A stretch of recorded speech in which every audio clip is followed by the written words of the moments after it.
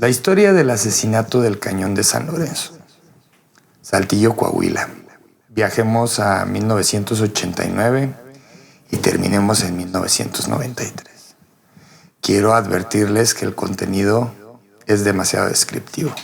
Explica el crimen de una manera en la cual la narración, al escucharla, sabrás que está basada en hechos reales e investigaciones documentadas.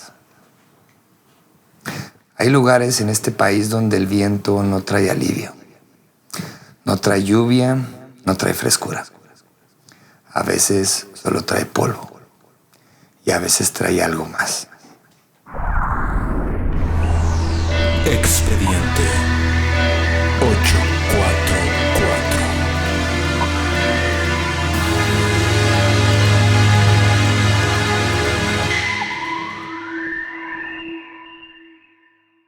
Imagínate que estamos en Saltillo, finales de los 80s, una ciudad que trabaja de lunes a sábado, que va a misa los domingos, que cría hijos entre el polvo del semidesierto y el humo de las plantas industriales. Esas plantas industriales que están en la salida hacia Monterrey o están cerca de la Alameda, una ciudad que cree conocerse a sí misma. Pero hay una parte de Saltillo que nadie quiere mirar de frente.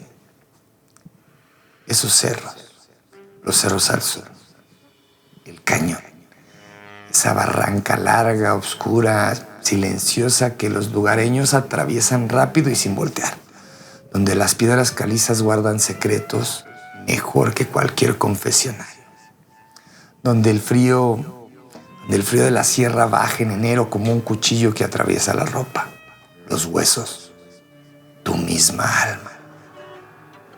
En este cañón empezaron a aparecer cuerpos, de la nada. El primero en noviembre de 1989. El último registro fue en 1993. 12 en total. 12 mujeres. 12 historias truncadas en este silencio de piedra y viento.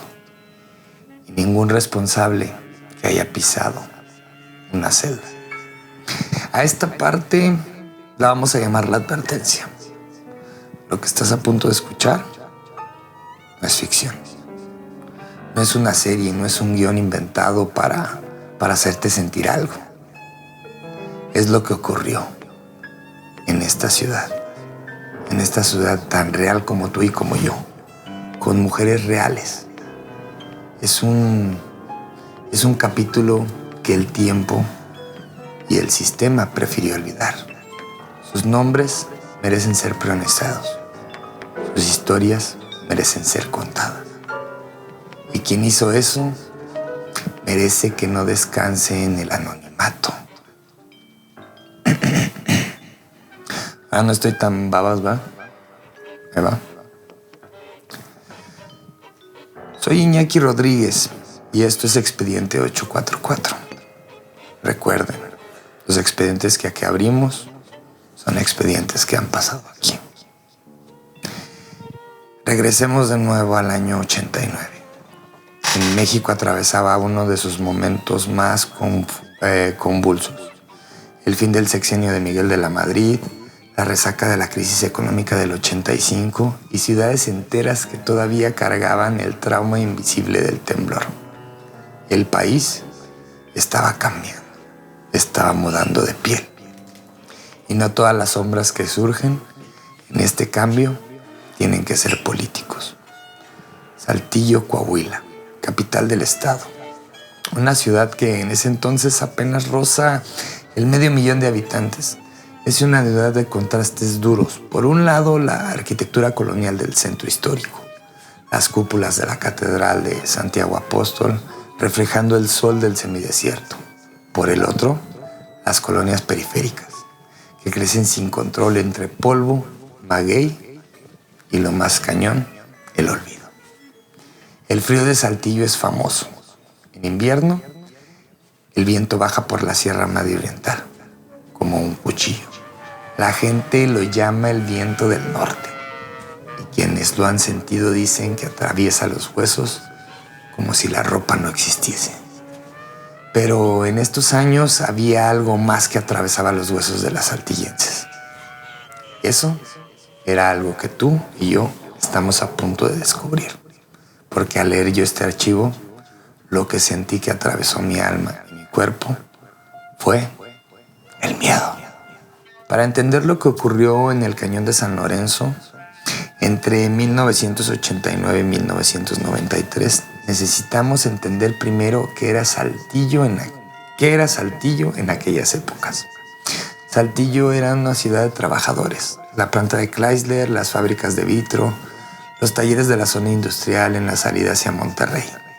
Los hombres salían de madrugada con el termo en la mano y regresaban al anochecer, con las manos sucias de grasa o cemento.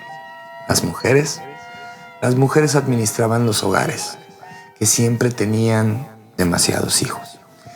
Y demasiados diría que son muchísimo peso para ellas. No había internet, no había teléfono celular y la información viajaba por el chisme o por el periódico. Periódicos como el Diario de Coahuila o Vanguardia. O en la radio.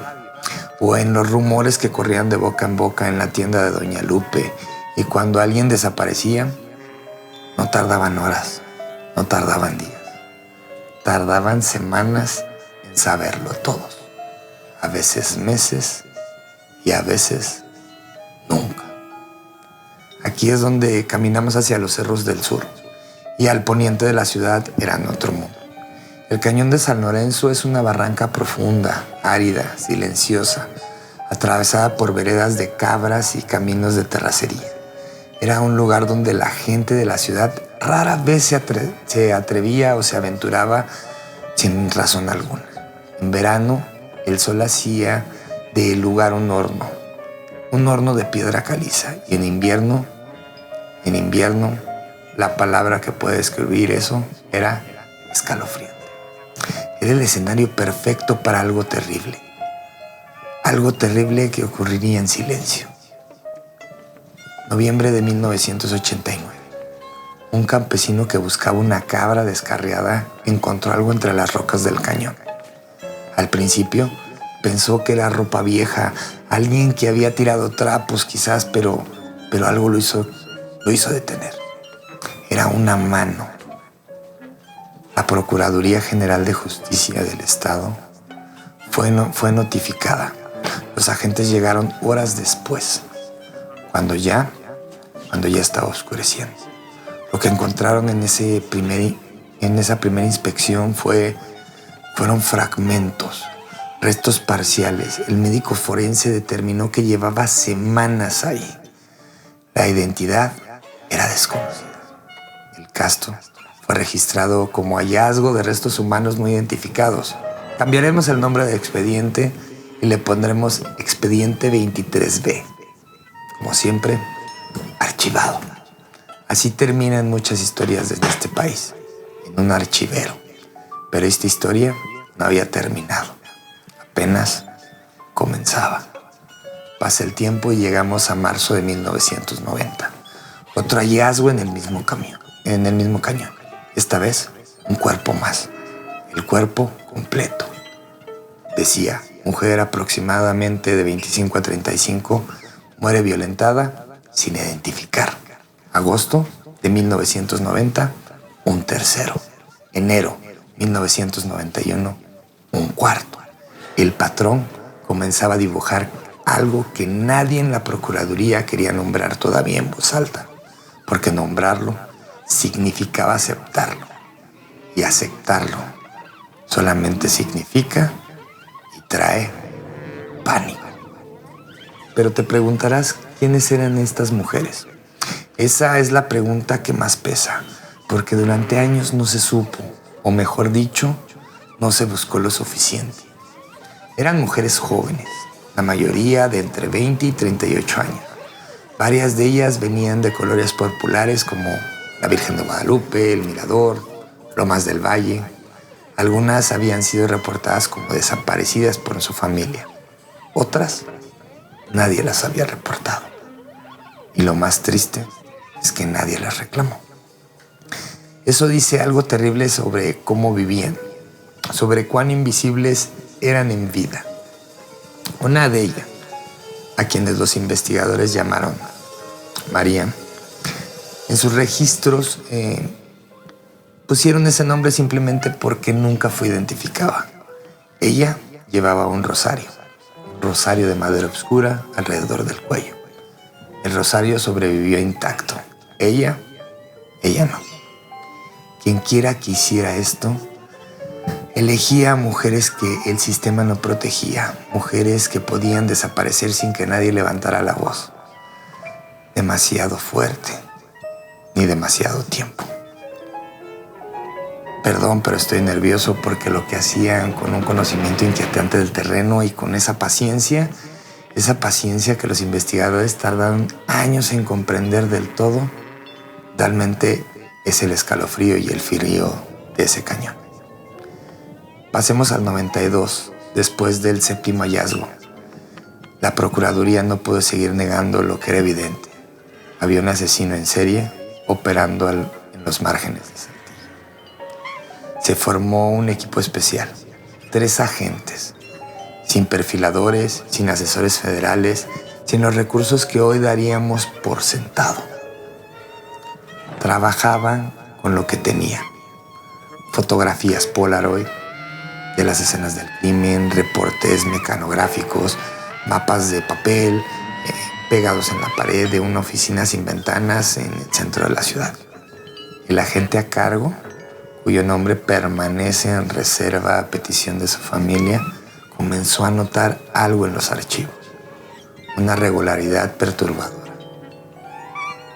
Los cuerpos siempre aparecían en las mismas semanas del año: noviembre, marzo, agosto, enero, como si el asesino operara bajo un calendario propio. Llamémoslo un ciclo, como si para él la existencia solo fuera una temporada. Y había algo más. En cada escena, casi imperceptible, los investigadores encontraban una marca, una pequeña cruz, trazada con piedras oscuras sobre la tierra. Nunca en el mismo lugar exacto, pero siempre estaba presente. Vamos a preguntarnos, ¿era una firma, un ritual, una burla? Nadie lo supo. Nadie lo supo entonces y no sé si lo sabremos. Y lo que vino después solo profundiza el misterio de las cruces de piedra. En el verano de 1993, los hallazgos se detuvieron. Simplemente pararon. No hubo arrestos, no hubo confesiones, no hubo resoluciones oficiales.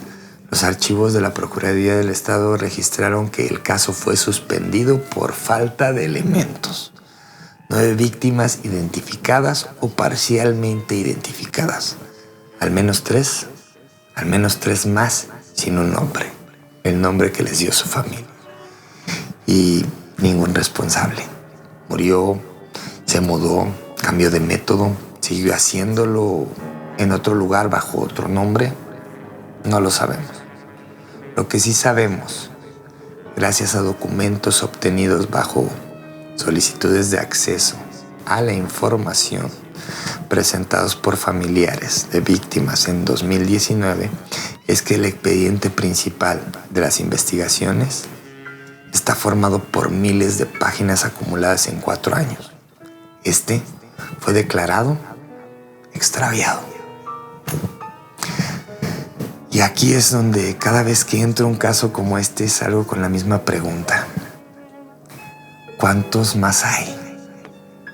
¿Cuántos archivos llenos de nombre que nadie pronuncia?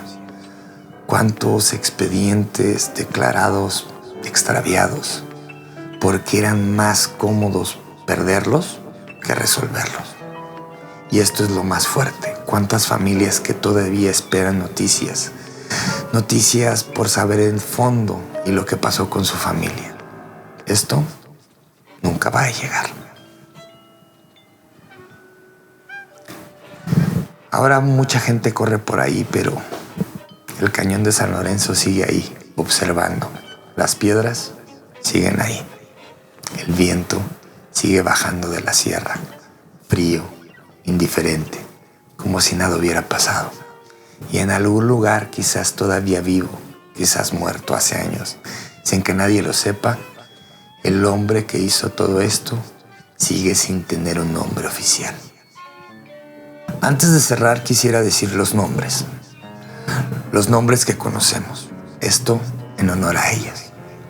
María de los Ángeles, Leticia, Rosa, Guadalupe, Carmen y 6 más a quienes el sistema nunca pudo o nunca quiso identificar. No eran invisibles. Simplemente el sistema decidió no verlas. Nosotros sí las vemos. En el próximo capítulo de Expedientes 844 vamos a otro lugar, otro tiempo, otro silencio. Quizás un expediente que los medios cubrieron y quizás fue cubierto brevemente con 2 párrafos y una foto borrosa en la página número 8 y que después desapareció de las noticias. Como desaparecen muchas cosas en este país. Lo típico, no hay una explicación, no hay un escándalo y tampoco hay justicia.